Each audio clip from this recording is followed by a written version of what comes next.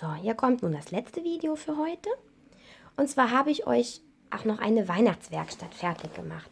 Eigentlich hätte ich die gerne mit euch zusammen in der Klasse bearbeitet und gerätselt. Das geht nun ja leider nicht. Deswegen gebe ich euch die auch mit. Und zwar besteht die aus ganz vielen verschiedenen Stationen. Und ihr seht hier vorne auch einen Tannenbaum. Hier seht ihr die ganzen Kugeln. In den Kugeln sind Zahlen drin. Eine Nummer für jede Station. Das heißt, wenn ihr eine Station fertig gemacht habt, könnt ihr einfach die passende Kugel dann immer farbig anmalen, sodass ihr nachher, wenn ihr fertig seid, einen ganz schön bunten Tannenbaum bekommt. Ich werde euch die ersten 2 Stationen mal zeigen. Das sind alles Aufgaben, die ihr schon kennt, dass ihr auch gut könnt alles. Und wenn ihr die bearbeitet habt, hier oben seht ihr immer die Nummer, dann könnt ihr die auf eurem Tannenbaum vorher anmalen.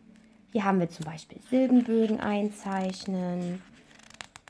Wir gucken mal, was als nächstes kommt. Schaut mal, hier zählt ihr bitte und schreibt die Zahlen immer passend hier rein. Oder ein Weihnachtsmandala zum Ausmalen. Und so gibt es hier noch ganz viele Stationen. Die verliebten Zahlen sind auch dabei, diesmal nicht im Herzchen, sondern in Geschenkpäckchen. Dass ihr da einfach, das müsst ihr aber um Gottes Willen nicht alles heute machen, ja? Das könnt ihr euch über die Ferien aufheben, wenn ihr mal Lust habt. Schnappt ihr euch einfach eure Weihnachtswerkstatt und könnt hier noch eine Seite bearbeiten. Da habt ihr die ganzen Ferien zur Zeit. Die muss auch nicht fertig sein, ganz wie ihr das möchtet.